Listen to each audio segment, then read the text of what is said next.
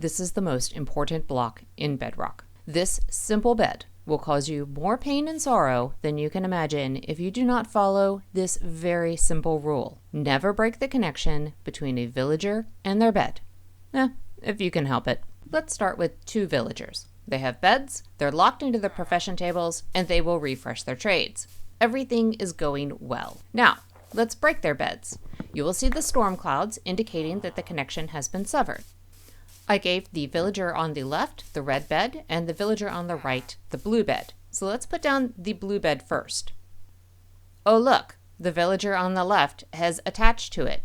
Oh, and a villager on the left has also attached to the villager on the right's profession table. So now the villager on the left has the blue bed and the right-hand villager's profession table. Now this is the kind of chaos we're trying to avoid. Here is a still shot. You can see the green sparkles over the villager, the blue bed, and the right-hand composter. Because I had already locked in the villager trades, the villager did not change professions, it just changed composters. To fix this problem, we leave the beds alone, but we break the composters, and then we swap those one by one, identifying which composter belongs to which villager. It's a pretty simple fix, especially with two villagers, but if you have a trading hall of 100 villagers, this is agony. When it comes to villagers in Bedrock, you must tell your chaos brain to be quiet and only deal with one villager at a time and never break the beds. You might want to know if you can sleep in a claimed villager bed.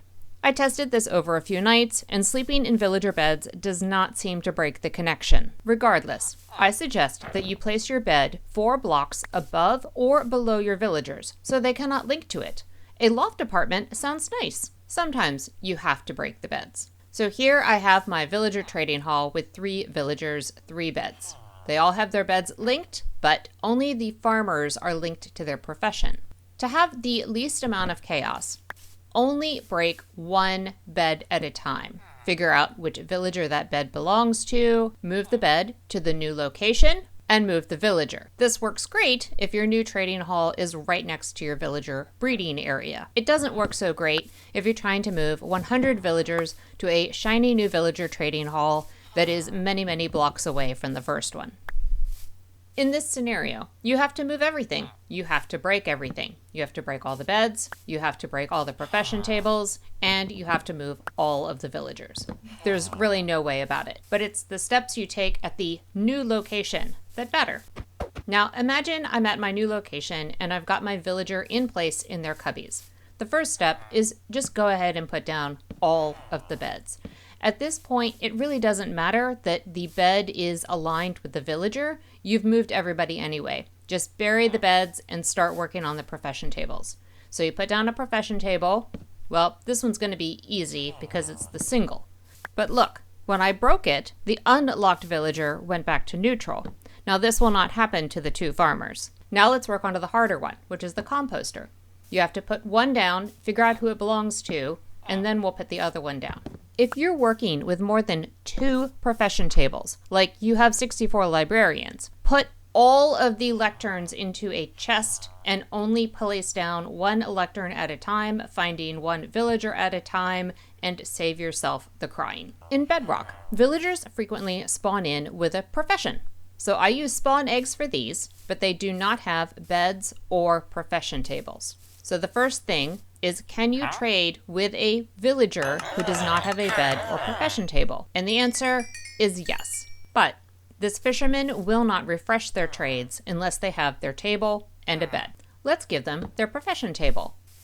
So there's that, but now let's give it a bed. This is where it gets a little chaotic. So the villager on the right has, a predetermined birth order and has claimed the barrel and become a fisherman. So if I continued to trade with this fisherman, its trades would run out and it would not replenish.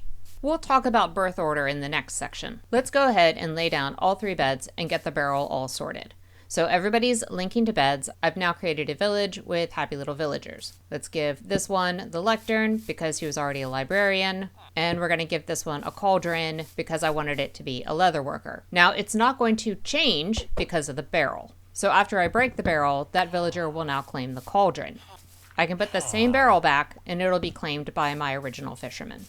It's tricky, but the key to all of it is to lay down the beds first. To reinforce how nonsense this is, I broke the 2 profession tables of the librarian and the leatherworker, and I broke the beds, and now I've put all the beds back. Now check it out. The guy on the left has decided to be a fisherman, and the guy on the right is still a leatherworker. I'm going to break the barrel so that I set both of the unlocked-in villagers back to neutral. I have placed down the profession tables that I want for my trading hall, and I would lock in those villagers' trades before moving the beds again. Now you might want to know if you can change a game-generated villager's profession without a bed. Stick around to the final section to find out. We're now going to move on to a study of birth order. I have a breeder with 2 Fletchers. They are locked into their tables. They are locked into their beds.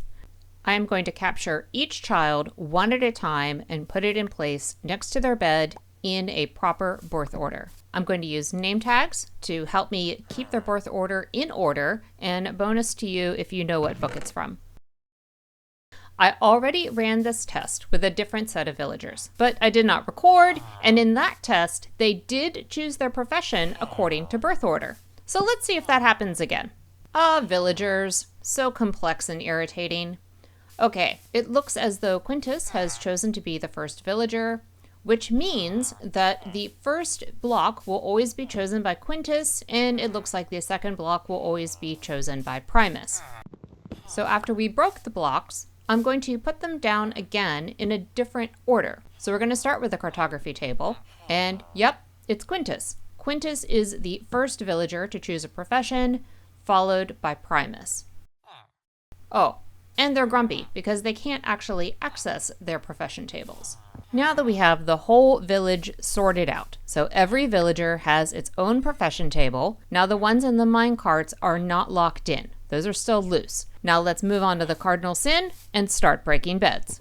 We're going to start by breaking only 2 beds. The 2 beds that belong to the Quintus and Primus villagers.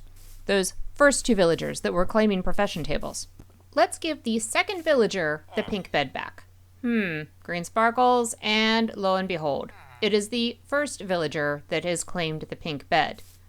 I do not know code. I don't know why this is happening. I just know that you're going to be faced with a lot of chaos when you break beds. So in this instance, it's pretty easy. You just swap the beds, and you accept the fact that Quintus likes the pink bed and Primus likes the yellow bed, and that's just the way it is from now on. I reverted both of them back to neutral. I'm placing down a blast furnace, and yes, Quintus still considers themselves the prime or number 1 villager for claiming profession blocks. So now we move on to breaking all 9 beds. This is the 7 new villagers as well as the 2 villagers in the breeding hall. When I place down the first bed, I am establishing the center of the village. Everybody starts sparkling all over the place. Portus claimed a black bed and is now the head of the village. Tertius has decided to become a Fletcher, and everybody's a little bit grumpy because nobody can access their profession tables anymore. When I broke all of the beds in the village at the same time, I created a chaos that it can be unraveled. But the point of this video is that your trading hall or iron farm problems are probably due to bed breaking. Your first step is to put all the beds back. Now, if you're not trying to do an iron farm, you can just bury the beds 1 block below within the vicinity of your villager trading hall. If you are trying to do an iron farm, you need to figure out the pillow of the first bed. That's the center of your iron farm and where all the coordinates come from. Once you have the beds in place, you can break all the profession tables and get those reorganized as I showed you in the last section. Good luck. This does take a bit of patience and time, but start with the beds and you can do this. In this scenario, my trading hall is established, but I caught a zombie villager in the wild and I'm curing them without a bed nearby. When I did this near my iron farm, the zombie was the 21st villager and it reset the spawn radius for the golem. I had to break all of the beds and reestablish the head of the village, as well as all of the swapped profession blocks. Just be careful adding new villagers to an established area, and understand that the fix could be just the workstations, or it could be as deep as resetting all of the beds and then the workstations.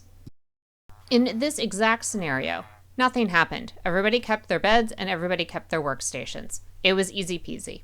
Let's move on to the final section. This is finding villagers in an igloo. These are game-generated villagers. So it happens that this one is a cleric, which there is a potion stand, but that's not a guarantee that that villager is going to be a cleric.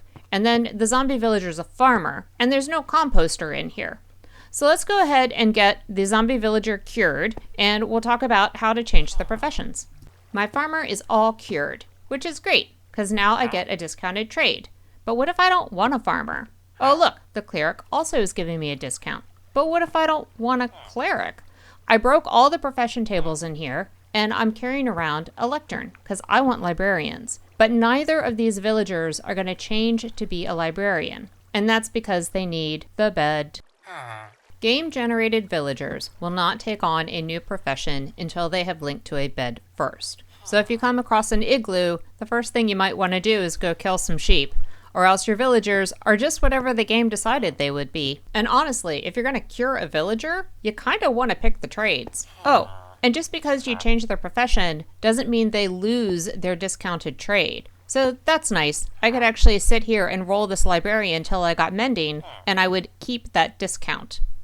Hopefully this video's helped answer some of your chaos questions, and I wish you the best of luck. Villagers are a menace.